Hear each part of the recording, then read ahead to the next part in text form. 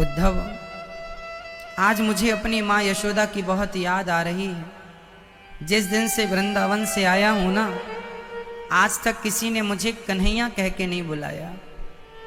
वो प्यार से गोद में बिठा के वो आज तक माखन किसी ने नहीं खिलाया। उद्धव जी ने कहा, अरे कन्हैया, आपकी माँ तो मथुरा में है, माता देवकी। क्या आपके मथुरा में कोई कमी है? खाने पीने की, रहने की, सारे ठाट यहाँ है। आपकी माता तो देवकी है। जिस माँ ने आपको जन्म दिया है, क्या आप अपनी उस माँ से प्यार नहीं करते? कन्हैया बोले, क्या बताऊं उद्धव, मैं अपनी देवकी माँ से प्यार तो करता हूं, पर मैं अपनी माँ यशोदा के प्यार को भूल भी तो नहीं पा रहा हूं। वो माँ का लाड़ लड़ाना, वो मुझे उखल से कस के बांधना, वो जरा सी गलती करने पर डांटना, वो माँ का डांटना, वो माँ का फटकारना, वो माँ का लाड़ लड़ाना, वो माँ के गोद में बैठ करके किलोल करना, माँ का दूध पीना, माखन खाना, आज उद्धव मुझे सब याद आ रहा है। भगवान इन बातों को करते करते उनकी आंखें गीली हो गईं। भगवान श्री कृष्ण रोने लग गए। उद्धव जी ने रोते हुए कन्हैया को देखा और कहा, प्रभु आप तो परमात्मा है, परब्रह्म है, अपने स्वरूप को जानिए। आप कहाँ इस मोह में उलझ रहे हैं? तब भगवान ने कहा, हाँ उद्धव, तुम सच कहते हो, कहाँ हम इस मोह में उलझे। अच्छा चलो स्नान कर लेते हैं। भगवान श्री कृष्ण और उद्धव दोनों ने अपने अंग वस्त्र उतारे और यमुना जी में स्नान करने प्रवेश कर गए। स्नान कर ही रहे थे कि तभी भगवान ने देखा कि एक कमल का पुष्प बहता हुआ भगवान श्री कृष्ण की ओर चला आ रहा है बड़ी तेजी से।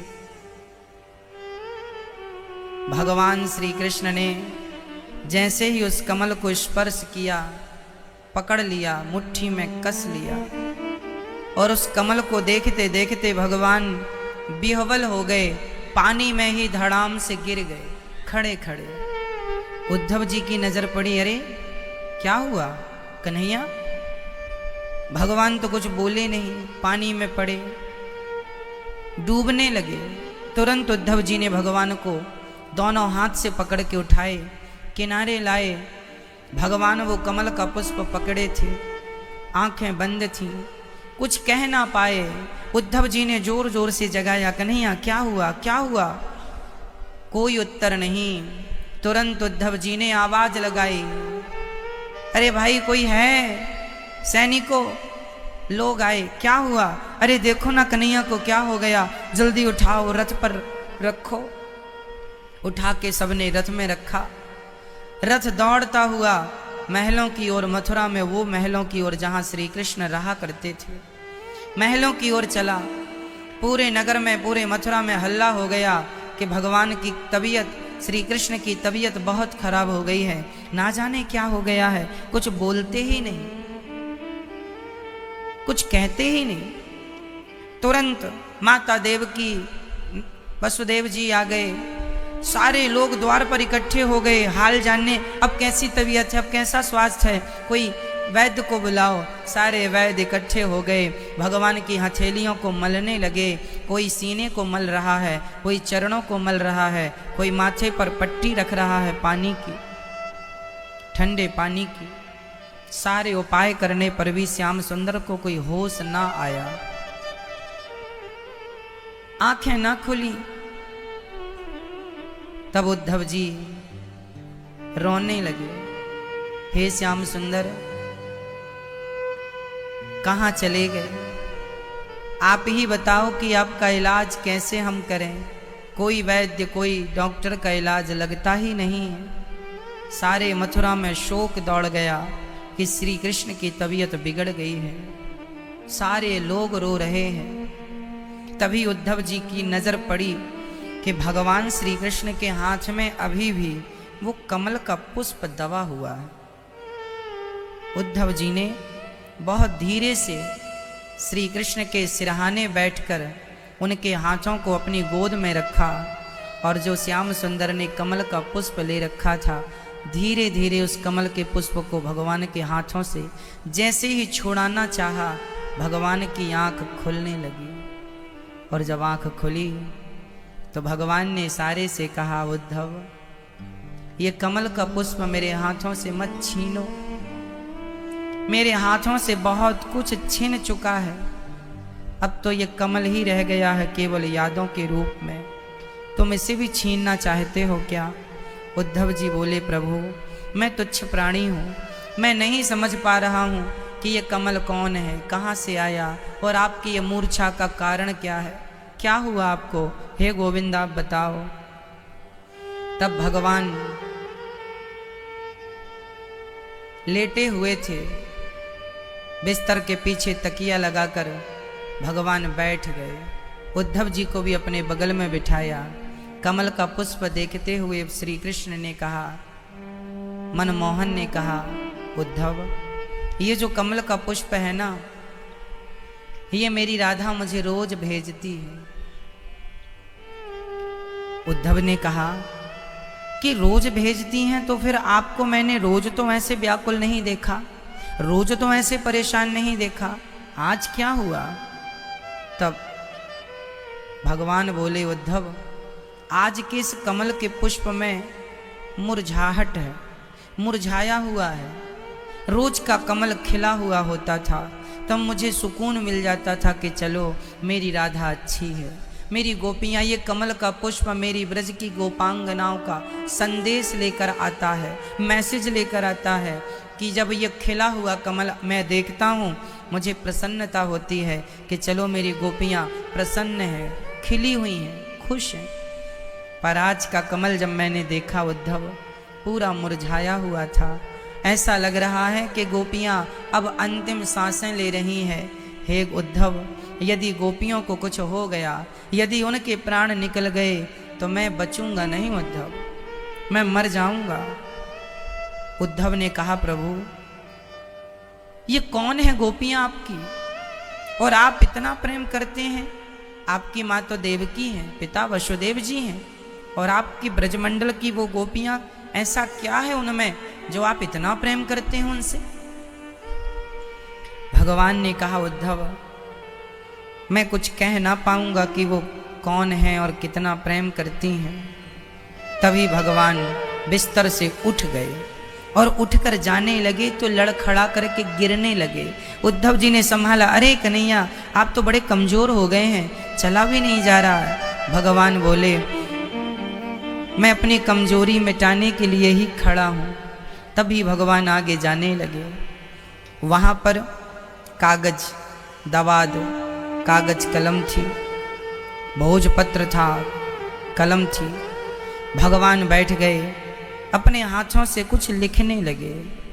उद्धव ने कहा, गोविंद क्या लिख रहे हैं? भगवान ने कहा, उद्धव आज मैं अपनी गोपियों के लिए प्रेम पत्र लिख रहा हूँ।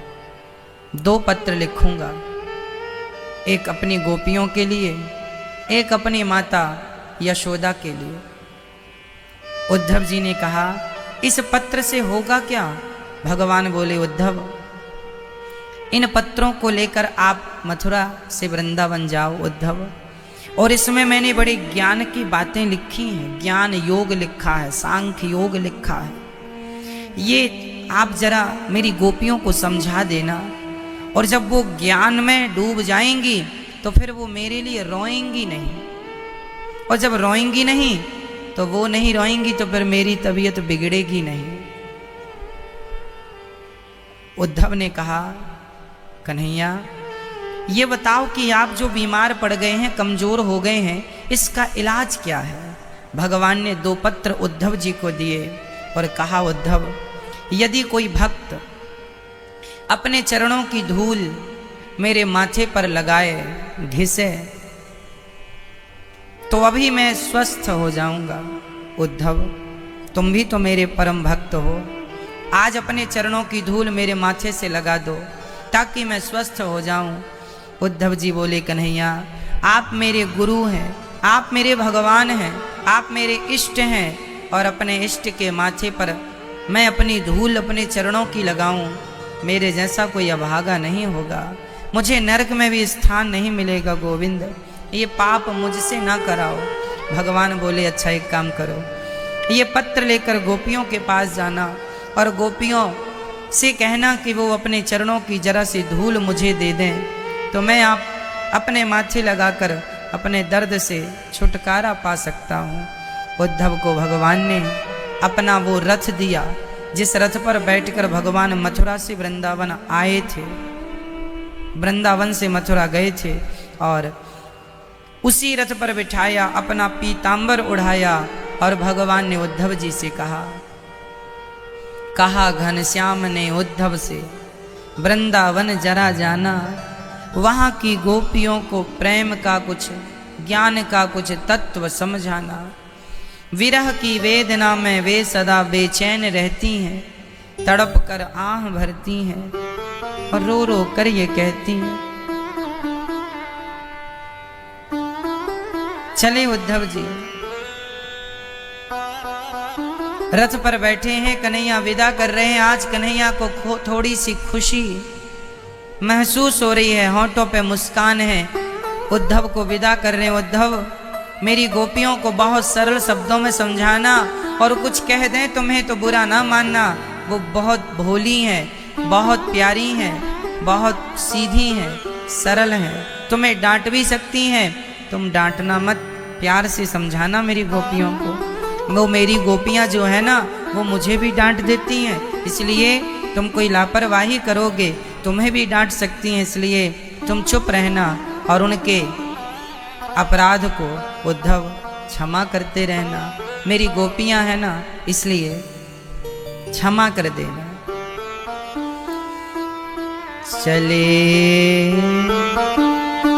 चले मथुरा से जब कुछ दूर, वृंदावन निकट आया, वहीं से प्रेम ने अपना अनोखा रंग दिखलाया। पिटप झुक कर ये कहते हैं, इधर आओ, इधर आओ। पपीहा कह रहा पी कहाँ, ये भी तो बतलाओ। नदी यमुना की धारा शब्द हरिहर का सुनाती है, भ्रमर गुंजार से भी यही मधुर आवाज आती है। गोपियां कहती हैं, है प्रेम जगत में सार, और कुछ सार नहीं। मन कर ले, मन कर ले, मन कर ले प्रभु से प्यार, और कुछ सार नहीं। उद्धव जी चले मथुरा से, जब वृंदावन पहुंचे ही थे कि गोपियों ने देखा कि अरे ये तो वही रथ है जिस रथ पर श्री कृष्ण चढ़कर गए थे, लगता है हमारा कन्हैया वापस आ गया। दौड़ पड़ी सारी गोपियां, कन्हैया कन्हैया ओ कन्हैया। अब रथ आगे आगे हो गया, गोपियां सारा काम जो जहां थी, अरे सुनती है विशाखा मेरा कन्हैया आ गया। अब विशाखा ने चित्रा को आवाज लगाई, अरे चित्रा देख कन्हैया आ गया। चित्रा ने चंपकलता को आवाज लगाई, अरे चंपकलता क्या कर रही है बहन, तुझे पता नहीं है ये वही झाड़ी है, ये वही वृक्ष है जहाँ हमारे कन्हैया कभी खड़े होकर बांसुरी बजाया करते हैं, तो मैं वहाँ रोज जाती हूँ और वहाँ की धूल उठा उठा के अपने माथे से नेत्रों से लगाती हूँ। तभी चित्रा ने कहा, अरे इंदुलेखा, तुझे अब ये